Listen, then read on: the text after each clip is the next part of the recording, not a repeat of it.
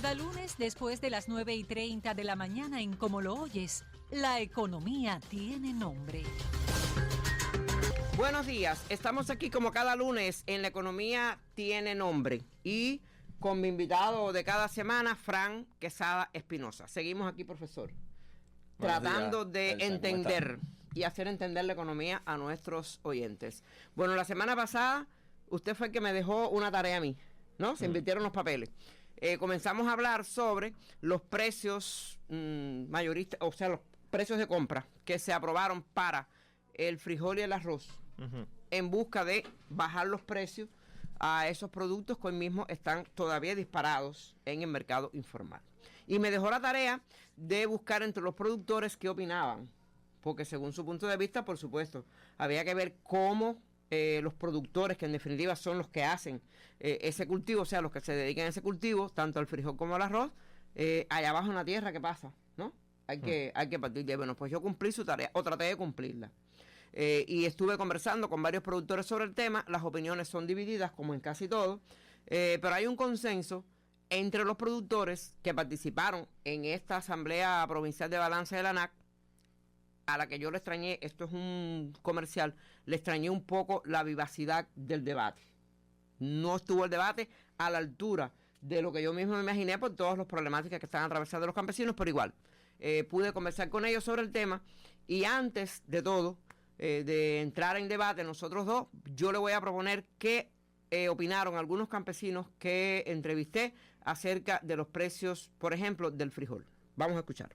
Que el frijol no lleva tanto gasto como antes, que no es como la cebolla y el tomate llevan más gasto. Y con ese precio de 2.85 lo que lleva es suerte, adivinar que el bichito no te caiga. Si te cae el bichito, ni aunque le eches lo que le eches, te mata.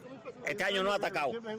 Sí, así da precio. Cuando uno hace el cálculo del gasto contra los ingresos, sí le da. Si hay solvencia. En el caso del frijol. En el caso del frijol. El frijol da 22.000 pesos. ¿Qué, el quintal? Sí, el quintal da 22.000 pesos. Sí. Sin recursos. ¿Por qué? Porque hay que comprar el petróleo en divisa, que nos convertimos ya en delincuentes, porque tenemos que comprar en el mercado negro. Lo vas a poner, ¿no? Sí. Bueno, si no, no te lo digo. Entonces, todo eso lo tenemos que comprar en el mercado negro. ¿Por qué motivo tenemos que comprar el divisa? Está hoy a 3.50. El dólar. El dólar a 3.50. Y aún con el dólar a 3.50, da el frijol. Da el frijol a 2.20, a 22.000 pesos da al productor. Comprar al productor ya tendrían que ponerle el 30%, ya saldría. Pero además, yo pienso que no tengan que subir ni el 30%. Si queremos defender a la población, no hay que subir nada. Lo que hay que poner a 2.20, 2.50, 2.40 a la población. Porque en definitiva, no, las ganancias van a ser muchas. Porque imagínate que tú sin hacer nada, en 3 días, vendas a un quintal, te ganes 30 pesos, 3.000 por quintal, el que lo va a vender es espectacular, porque ahora cuando tú dividas los 22.000 entre la cantidad de días que tú tienes produciendo y demás, cuánto te sale por día, sin embargo, en cuántos días tú vendes un quintal. Saquen esa cuenta, lo que pasa es que no se saca la cuenta, lo que pasa es que no se estudia eso, y tanto que están hablando de ciencia y tecnología. Usted escuchó tanto como yo. Ese es un presidente de una cooperativa, Josué País de Banao. También productores, bueno, escuchaste a otros productores. ¿Qué le parece ese punto de vista? Dice que no se sacan bien las cuentas para establecer un precio. O sea, para establecer un precio es fundamental tener una ficha de costo.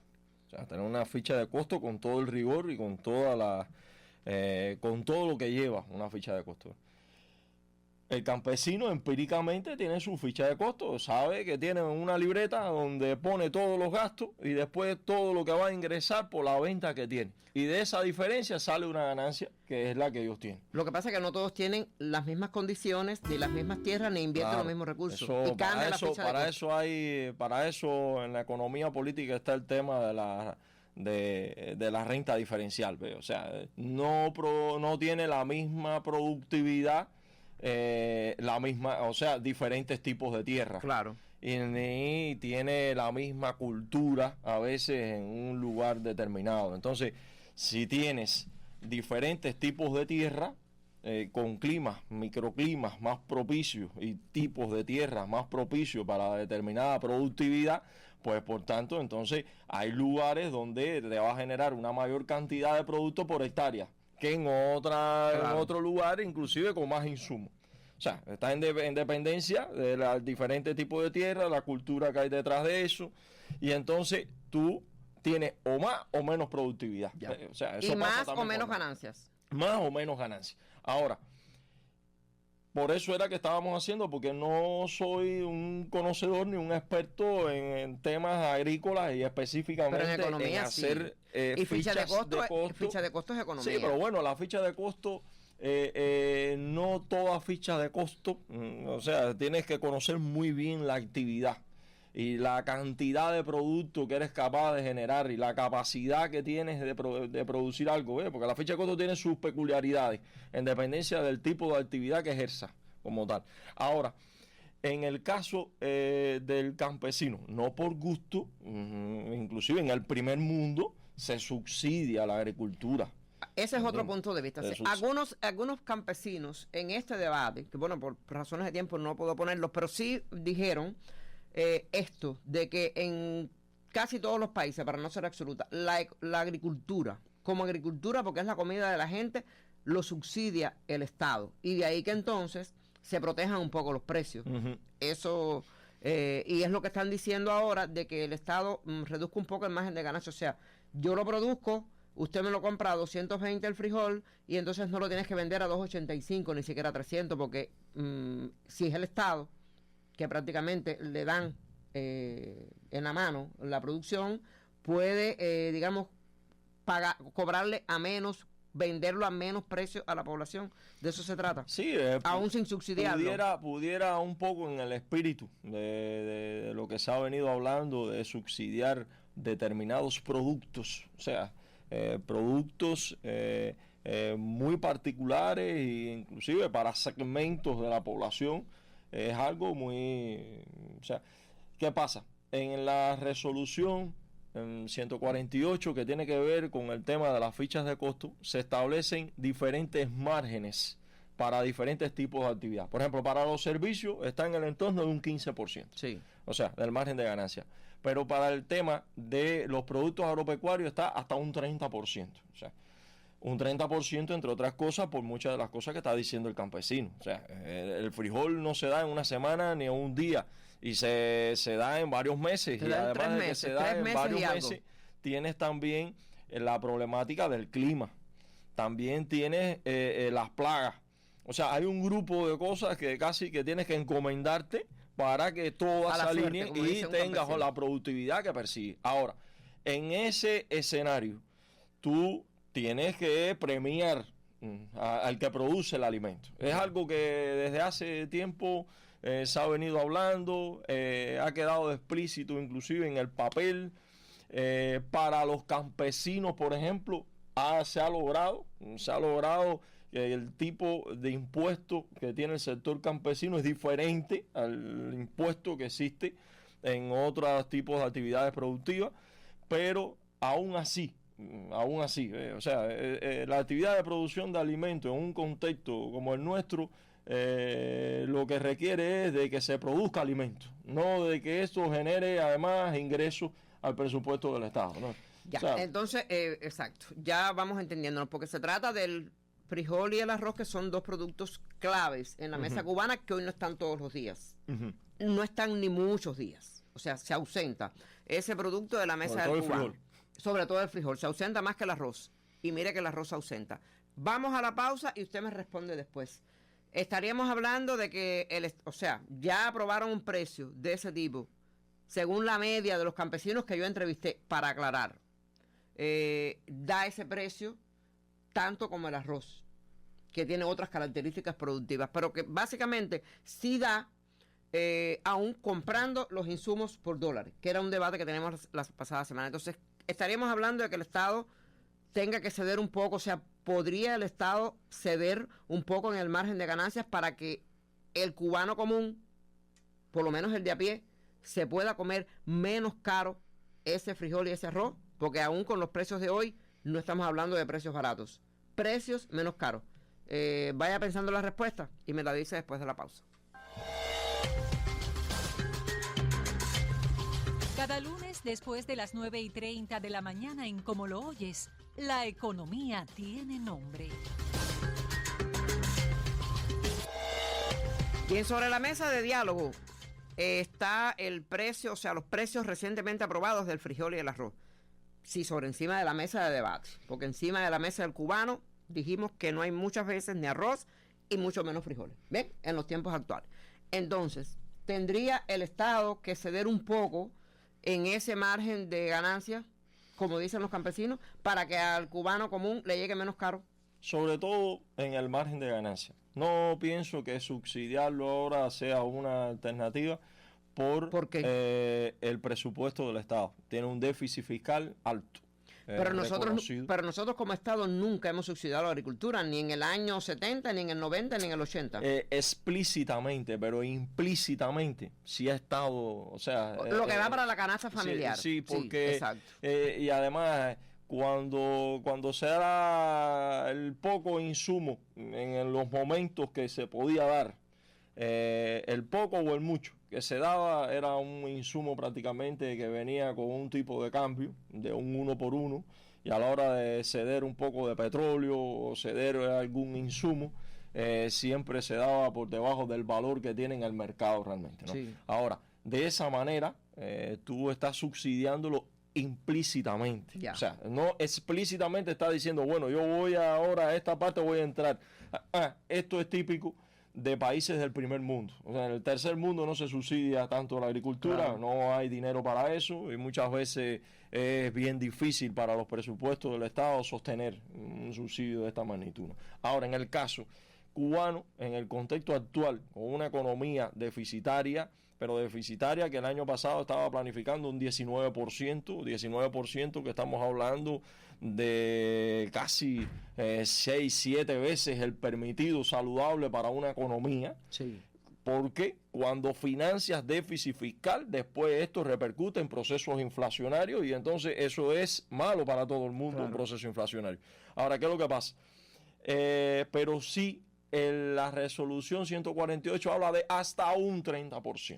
Hasta un 30%. O sea, significa que es un rango de 1 a 30. Exactamente, de hasta un 30%. ¿Qué es lo que pasa? Determinados productos que son prioritarios para la canasta básica, si ya le están topando un precio a un campesino y están acopiando ese tipo de producto, pues bueno, entonces reducir la cadena en la cual termina eso en el plato de la comida, que a veces tiene varios intermediarios, cada uno de esos intermediarios tiene un % que se establece, y si además tiene un 30%, entonces pues termina nuevamente el frijol bien caro, el arroz.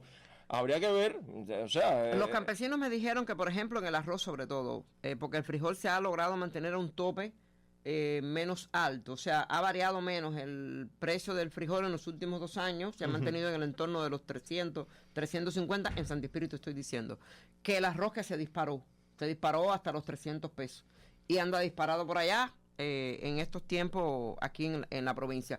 Pero en esos casos, la preocupación también es cómo lograr que esos precios que se están topando se cumplan, para que no pase esto de la cadena de intermediarios y que llegue a mí con lo que yo le compro al intermediario. O sea, el Estado tiene que entonces que arreciar el control para que esos precios que no son baratos, por lo menos se cumplan, el de los topes que estamos aprobando ahora. Eso, a ver, es una de las opciones. Una de las opciones. El control.